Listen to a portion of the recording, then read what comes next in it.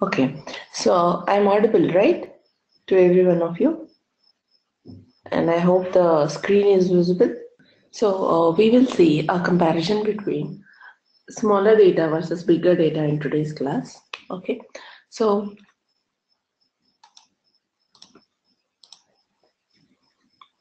I can also say this is a comparison between RDBMS system and the big data system like Hadoop. Okay, so we have already seen the scale, like the traditional systems are quite efficient when we are processing gigabytes to terabytes. So when we are processing gigabytes to terabytes of information, the RDBMS systems are quite efficient, right? Similarly, but when the data is growing beyond terabytes, they face a challenge.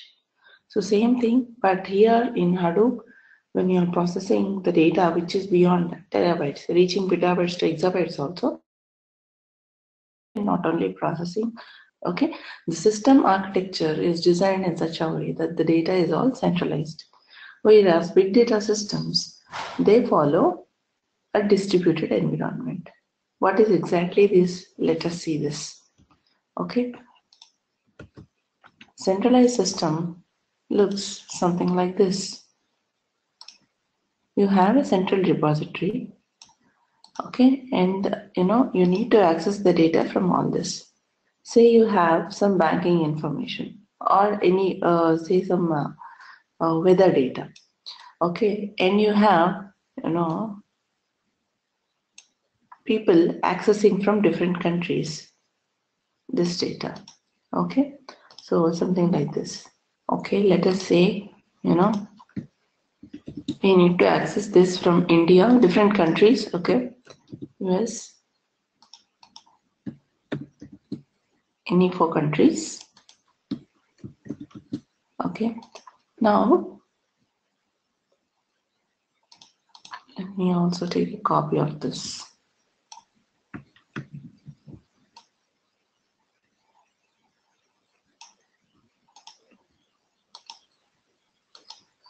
This is centralized.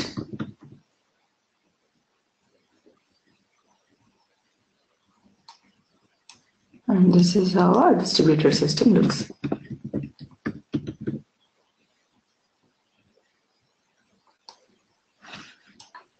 Suppose say there are total 1 lakh records. Okay, so 25K, that is 25,000 records pertaining to each of this location. But they are located in a single central repository. So even though the search is made or the data is processed from India, actually it has to process the 25K records only. But since the repository is central, it has to search through these 1 lakh records even though it is processing from any of the country. Okay, so when from India, suppose this is weather data of all these locations. Okay, so there are 25K records of each of this location. But still, when I'm accessing from UK, I need to process the data from all this 1 lakh. This is what is called a central repository or a centralized system. Okay. Whereas when your data is distributed means what? It is distributed among a cluster of computers or say machines. So for the end user, it doesn't make any difference whether the data is centralized or distributed. End user doesn't know. So the interface is the same. But here the data is distributed. It is not in a single system, but it is on multiple systems. So what happens? Based on the location you are searching, your search is redirected to that particular server wherein the data resides location wise. Okay, so here it is not 1 lakh records in a single machine or a single server, but it is relevant 25K records.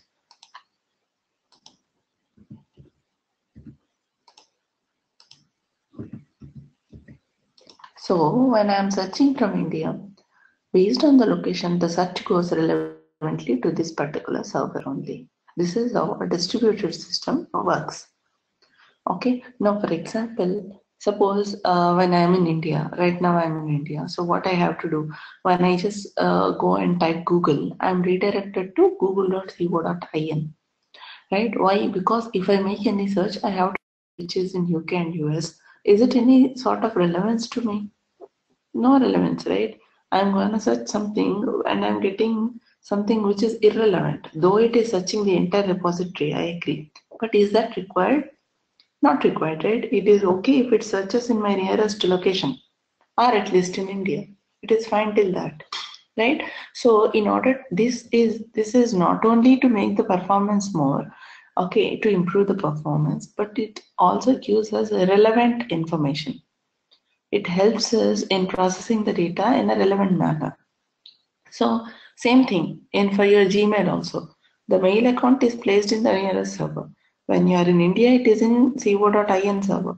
Suppose you travel to US tomorrow, and then a couple of hits to your Gmail you are making from your server. So what happens? They are background schedulers which observe the number of hits coming from a different location.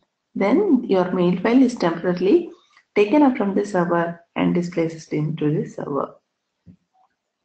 Okay, then after a week you can observe your mail file is also in your US location server only. When you travel back, yes, it is here again. Okay, so this is how a distributed system works.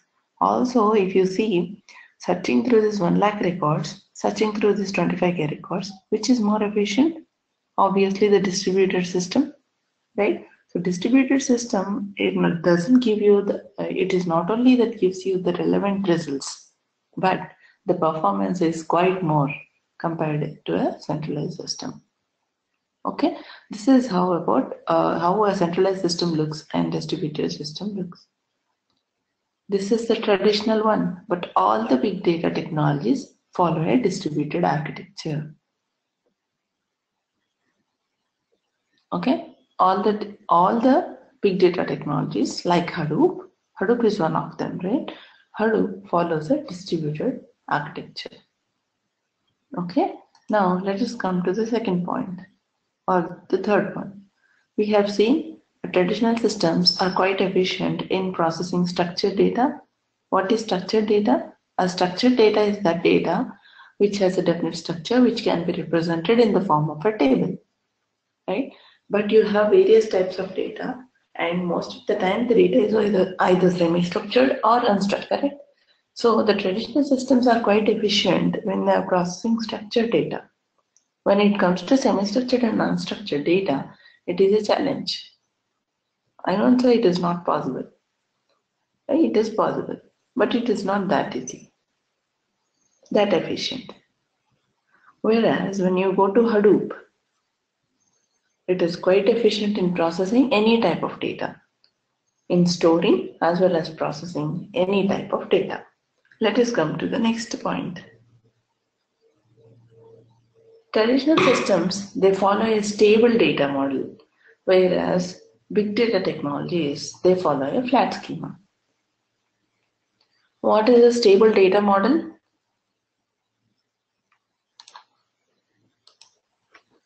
If you have a table, say it is carrying some employee data, or the table is designed to store employee data. Now, if you design this table this way, we will discuss more on this when we are doing HBase, but let us try to understand what is a stable data model. Suppose you have some attributes like this: employee ID, employee name, and employee salary. So here, suppose I want to fill in this table or load this table, okay, and salary sum. Similarly, 101 is there.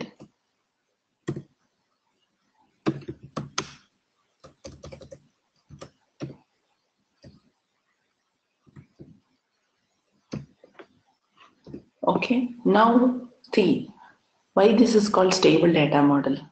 This is the table, say this is employee contact, or see employee details, okay, employee details table this is. Now, one of the record is 100, the record name or the employee name is Raju and his salary is so. Can you add a separate attribute especially for this record? If you add an attribute to this table, this is a table, right? How can you add a column with an alter query? Okay, you can alter this table. You can alter this table and add a separate column. But remember, if you add any column, the existing entire records should have an entry for that particular column. If they don't have, suppose I'm adding email ID. So all these records should have email ID. Otherwise, I have to insert a null. Right? So that means, okay, that is fine. But can you add email ID for this particular row? And will you be able to add some landline mobile number for this row like that? Can you define the attribute for each and every record? No. You can define the attribute at table level only. That means, see, column wise you can add, but when you add the call, also see, addition of columns after database design is not recommended. Nobody does that. Okay, but still, even if you are doing, will you be able to update any attribute based on row wise? You cannot do that. The table cannot grow as you wish in both the directions. Table is quite efficient growing this way only. Right? If you want to grow this way, and if you want to keep on adding the attributes, it is not possible, it is not recommended because there are a number of dependencies. Right? So we will discuss more about this when we are doing HBase. For now, understand the table is stable. You cannot increase it horizontally. A stable data model or a tightly coupled model, but which is not in the case of a big data technology, especially like HBase. The schema is flat. You can increase the table in any direction without any dependency. Without any dependency. Without any dependency, you can add any attribute per row also. That type of model is called a flat schema, a loosely coupled system. Okay, the main advantage of a tightly coupled system, why we are designing tables, is we need to overcome something called data redundancy. You need not understand all of them now. If you are not having any experience at database end, or you are not able to understand redundancy and all this stuff, no matter, it is not required now, but just understand here this is tightly coupled or this is a stable data model. You cannot keep on increasing the rows. Okay, and you cannot even change the data types. Changing of the data types after table design is not recommended because there are a number of dependencies. Okay, so but here it is a flat schema. So because you are taking a stable data model, that means what? If you have any other data, you are going to take another table, right? And you want to combine these two tables. What do? You establish a join, right? In any database end, you don't have a single table, but you have a number of tables. Together, if you want to fetch any report from the database, what you have to do is you have to establish a join. Correct? So what is this join? It is a relationship, right? It is a complex relationship. If there are 2 or 3 tables, it is fine. 10 tables, fine. What about if you have some 70 to 75 tables? It is possible, right? So in such case, the join code becomes so huge, 50 to 60 lines you need to make code, right? More the number of tables, more the complex the joins become. More complex the joins become. That is the reason this is called having complex interrelationships. Okay, non-complex interrelationships. Here, when the table is flat, in fact, you don't take multiple tables. Most of the time, pertaining to one particular data set, you take all of them in a single table only.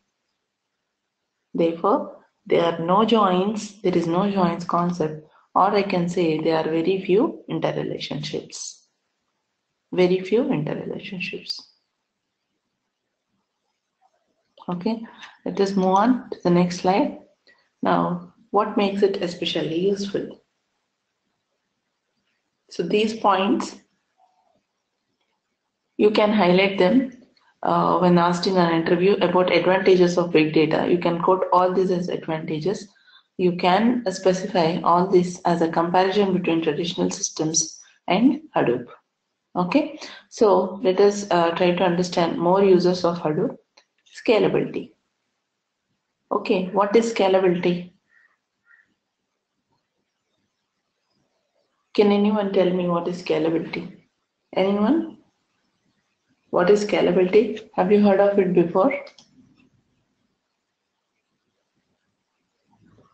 Bharat or Damodaram Nandana. Yes, Bharat says can increase in number if required. Increase in number of what? Yes, it is correct. Can you make it more clear? Increase in number of what? What is scalability? Scalability is to, is the capacity of the system to increase. If you want to increase the capacity of the system, it is called scalability. Scalability means something, which can improve without having much impact. Suppose you want to improve the memory of the cluster. In fact, I can say, see, scalability is something, the capacity of the system to change either in size or in scale. Right? So, like a process to handle a growing amount of work. Or, something, its potential to be enlarged to accommodate that growth. Okay, so here ability, in common words I can say ability of the system to increase its capacity or to perform under a expanding workload. You can quote anything. So you want to really increase the system capacity without having much impact on the system, which is quite possible with Hadoop. Hadoop is quite scalable because it is using a cluster of computers. At any point of time you want to increase the capacity of the system, you can add more number of nodes without really putting the much impact on the system. Improving the scale of the system is very easy, because of which it can reliably store and process petabytes of information. If the information is growing, you can improve the capacity of the system. What do we do in traditional systems? We take a backup. Backup is not required here. Of course, you can take a backup if required, but there, if the capacity of the system is done, you take a backup. Here, if required only, you can take a backup. Because the capacity of the system, you can increase at any point of time. There is no limit at all. There is no limit for scaling the system.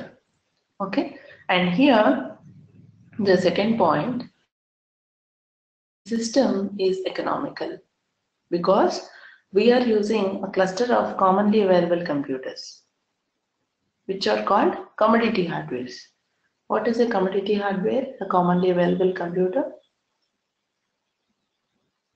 Right? So that is the reason we are following here. Hadoop follows a master-slave architecture, and all of the slave machines are commonly available computers. We are not using high-end servers, highly configured machines. Okay, so because we are distributing the data, it can process in parallel. How we can do that? System is economic, efficient, because when we are distributing the data, we can process in parallel. Let us see this. Let us try to understand this.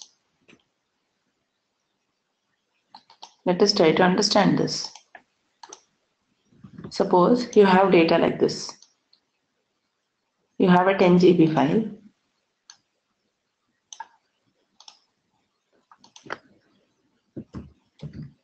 A 10 GB file is there, which you want to transfer it.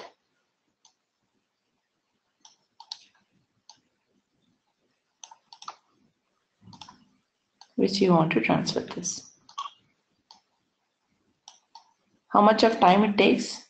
If you want to transfer a 10 GB file from one system to another system, say there are traditional systems, it depends on number of factors, right? It depends on number of factors. It is not just, I can say sometime. it depends on system configuration, all this stuff. Okay, but let me assume that it will take at least 1 hour. It is a 10 GB file in traditional systems, but let me assume it takes 4 hours. Just an assumption. Definitely it is gonna take time in hours. Okay, now it is taking 4 hours of time. Why it is taking 4 hours of time? Why it has to take this much of time? Is it because of the file? Is it because of the server at which it resides in? Suppose, see, I have a theater. Let us say I have a theater. This theater can accommodate 200 people. Okay, there are some shows going on in this theater, and people gather. Okay, so there is an inlet, okay, to come inside, and there is an outlet to go outside. Okay, so the capacity of the theater is 200 people can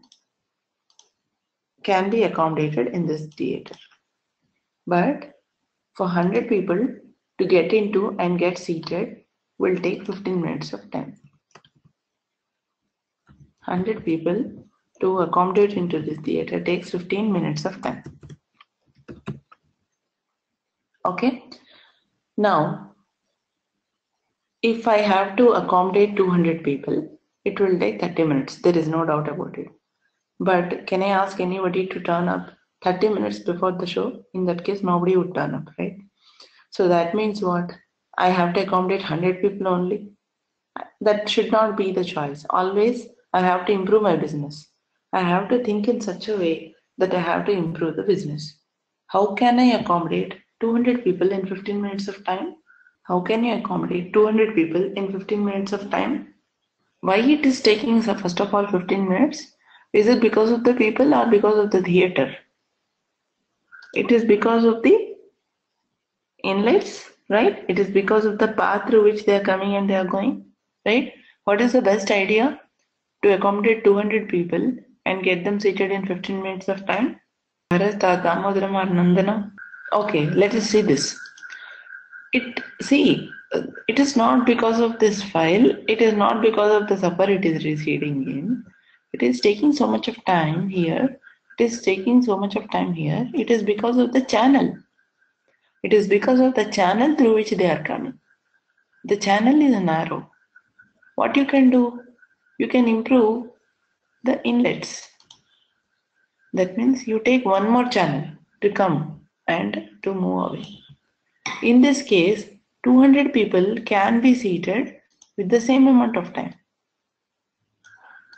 I told you we should always think in such a way that we need to improve the business, right? So the only way I have is if I improve the channels through which the people are coming, 200 people will also take 15 minutes of time only to occupy the theater or to evacuate the theater.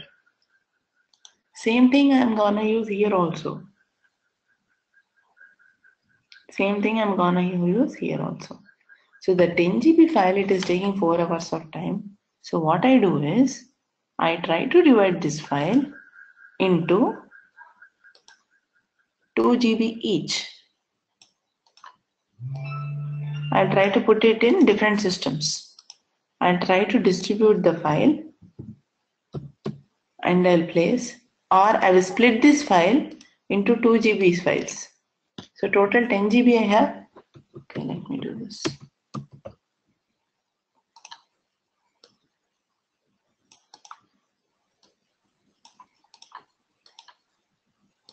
Or it is 10 GB, right? 2.5 GB I'll make.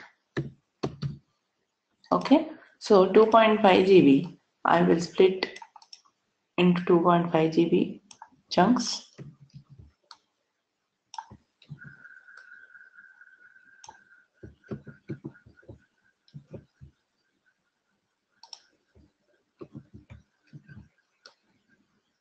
Okay. Now if I want to transfer this data, I can do it parallelly, correct?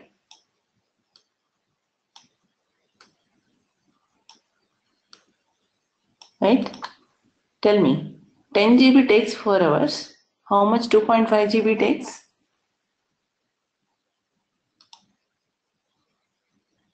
10 GB to transfer. Now, same thing here also. That is what we did. What is this called exactly? What is this called? This is called a bottleneck problem, correct? What is a bottleneck problem? A bottle having wider neck can be filled in or emptied easily compared to a bottle having a narrow neck. So here, if this is a wide-necked bottle, it can be filled in or emptied easily compared to this bottle. This is the concept that we are using. We are improving the channels in order to make the performance more. Okay, so this is what here we are discussing. By distributing the data, it can process in parallel on the nodes where the data is located. By distributing the data, we can process the data parallelly. Parallel processing means efficient processing because the performance is very high. The number of channels is the number of times the performance increases. Right? So here, see this. The performance increased double. The performance increased by 4 times. Previously it was taking 4 hours, now 1 hour. Same thing here also. The number of nodes we put for parallel processing, that many times the performance is increased. Correct? So this is what it is. Now, also tell me one thing. You are distributing the data among a cluster of computers. Cluster is nothing but just a collection of computers, okay? Or machines. So here, when you have multiple machines, at this point we already understood to make the system economical, we are distributing the data across commonly available computers. When you do that, when your data is with commonly available computers, always there is a risk. Always there is a risk. Right? So what you have to do? Because a commonly available computer can go wrong anytime. That is the reason we are putting multiple copies of data. So that if any of the data system is lost, if any of the machine goes down also, we still have 2 more copies, 3 more copies of data.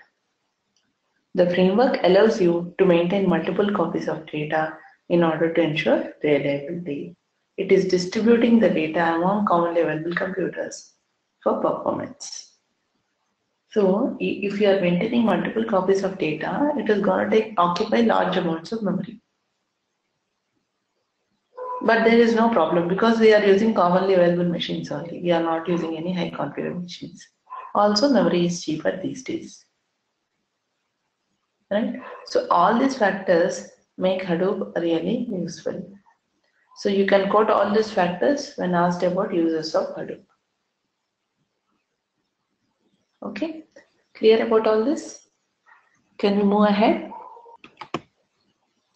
Okay, now this is about various uses of Hadoop. Let us try to understand the evolution of database systems. Okay, then we will go into Hadoop architecture. Okay, how the databases evolved.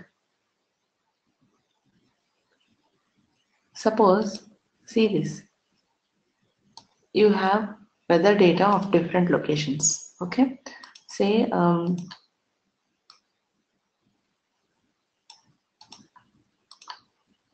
each server is accommodating some 500 GB of data. Okay, and like this, you have some 4 servers, database servers, traditional systems. Okay.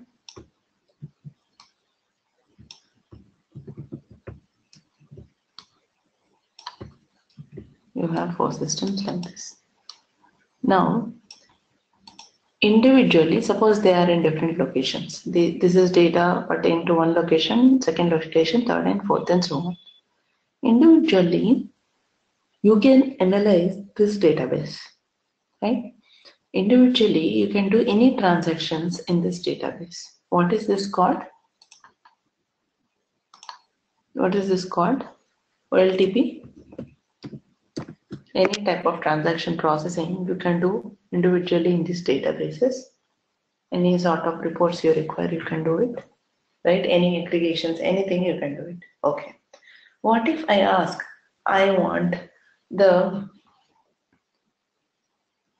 what if I ask that I want the analysis of all these locations? Of all these locations together, I want a report or I want to analyze. What you can do? You don't have any option because together all of them occupy 2 terabyte. But here each of the system capacity is only 500 GB. What is the way to analyze this entire data? See, why I am telling all this is you have to be clear about OLTP and OLAP concept. Then you can appreciate how big data came into which area first and how it evolved. Okay, so that is the main idea of discussing this. So here, what is OLTP? Any type of transaction you can do at this database level. There is no doubt about it. So which is called OLTP. Okay. Now, what is okay? If you want to do some analysis of this entire data, you have an option which is called a warehouse. Data warehouse. You have to go for a data warehouse. What do you do in a data warehouse? What do you do in a data warehouse? There is a process which is called ETL. What is ETL? Extract, transform, load. First we have to extract the data from all these databases, transform it and do whatever processing you require, then load it back. Right? This process is called ETL. There are various ETL tools in the market like BI, Informatica and many more.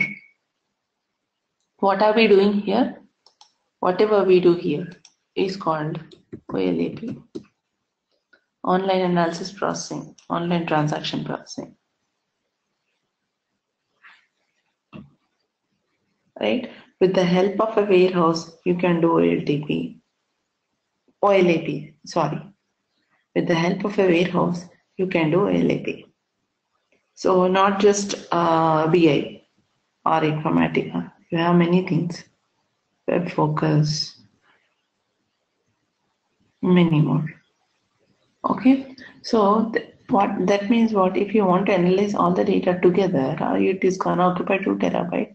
You are going to take some warehouse and there you do this extra transform and load and do this OLAP processing. So based on this, let us try to understand how does Hadoop evolve from the existing technologies. Evaluation of databases.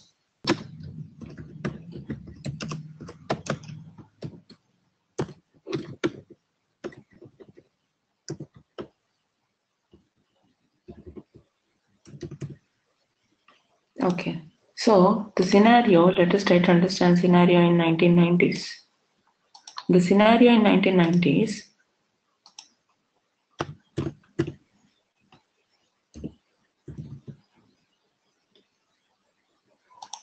okay, we had only RDBMS system.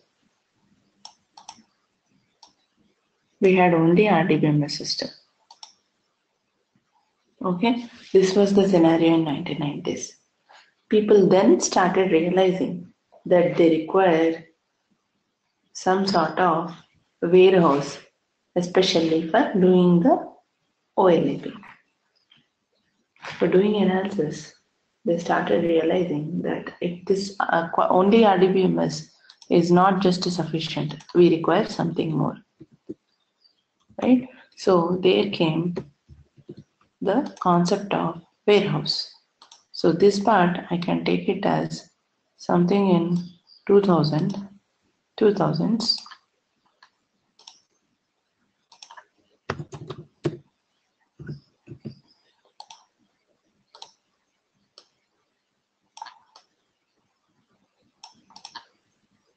We just had not only warehouse, RDBMS was also there. Along with that, we had warehouse.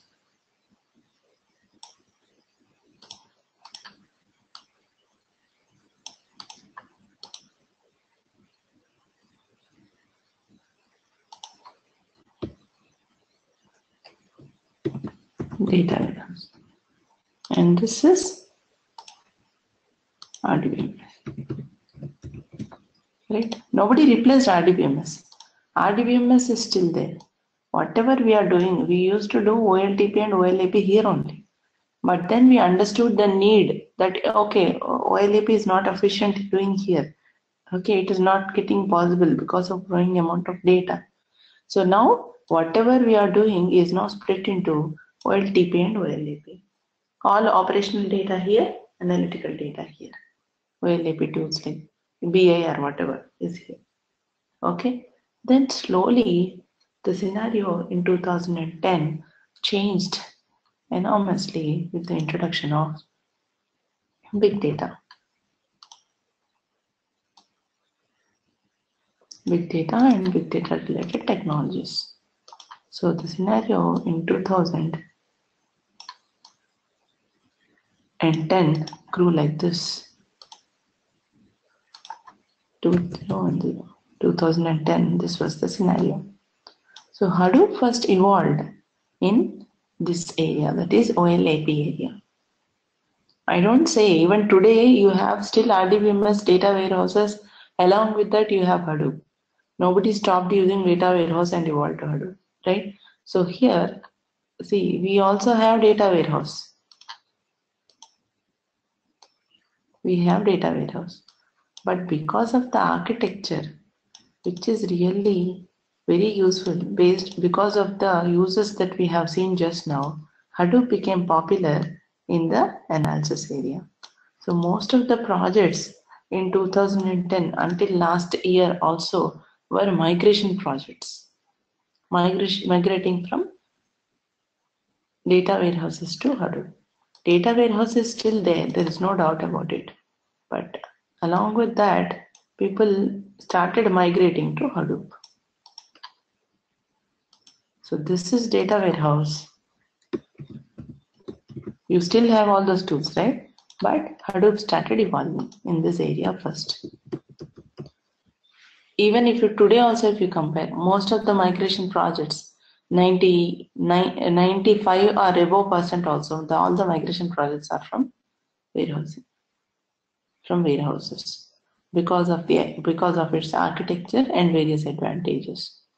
Then what happened? Maybe in 2014, 15, and all this stuff, NoSQL databases came into picture. Here, the transaction processing is not easy. It is very powerful analytical tool.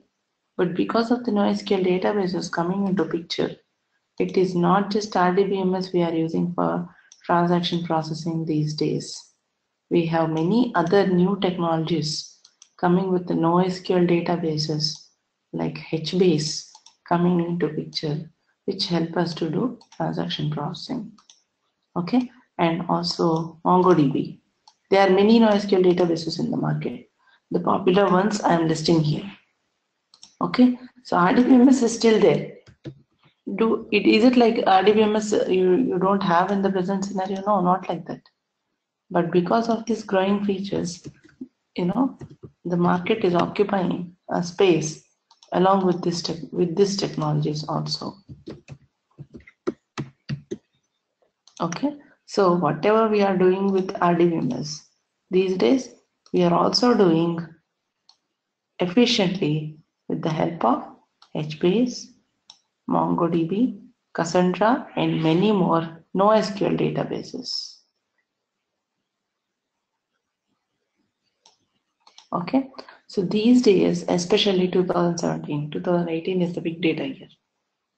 You have big data technologies evolved in both these areas equally. If you are starting a new project, why do you recommend RDBMS and migrating to Hadoop at a later case? Directly go for Hadoop. Directly go for some big data technology. That is the reason they say 2018, 19, 20, all these are big data years. Because all the new projects they prefer taking big data only. Okay, so this is all about evolution of databases. Now I hope you have a clear picture where really Hadoop evolved and what is the current situation. And now when you are clear on this, tomorrow's class we are ready to go into Hadoop architecture, the basics of Hadoop architecture.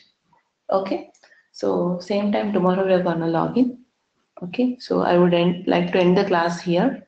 If you have any queries, you may ask now. Morning, my name is Bharat Kumar. Yeah, Bharat, please go ahead. Yeah, can I know your name, please? I'm Nikita. Have you not attended the demo? No, this is the first session I am attending. Oh, okay. Okay. Is this the session? Is this the second one, demo session? Yes, this is the second class. Okay. I have taken one demo. If you want to know about that, you can ask the coordinator. They will share you the recording. You can go through that. Okay, sure, fine. And can I know some details of yours, like how many years of experience you have in Sure. technology? Yeah, I have been total years of experience is 11, and the past 4 years I'm working on big data technologies. 7 years, I can say 6 plus on Java. Okay, I'm working for a reputed company, which has which is located across the globe. And right now I'm in India. I worked in Johannesburg previously, South Africa. Okay. And maybe I'll be joining the project very soon, maybe in the after this year. So January, I'm gonna join the project there. Okay, this is all about myself. I'm also a part of the training and placement team in my company. I have been teaching Hadoop since last 2 years. Okay. Yeah. Okay, so Thank you. this is the badge. Yeah. Okay. Do I need to get any prerequisites, like do I need to know the Java language before starting these Hadoop sessions to attend? Like, do I need to See, have the basics of database? if you have, it is recommended. If you don't have also, it is not a problem, because I can see most of the students coming are non-Java programmers only. Java plays only a role in part of MapReduce. Other than that, apart from Java, there are many other components like Big and High where you really don't require any Java. Java also, you require only the object-oriented programming concepts. That means only the core Java, that too not entire core Java. We have existing recordings, okay, which we can share it with you. You can go through that. If you have any queries, we can clear them in the class. There is no problem, absolutely.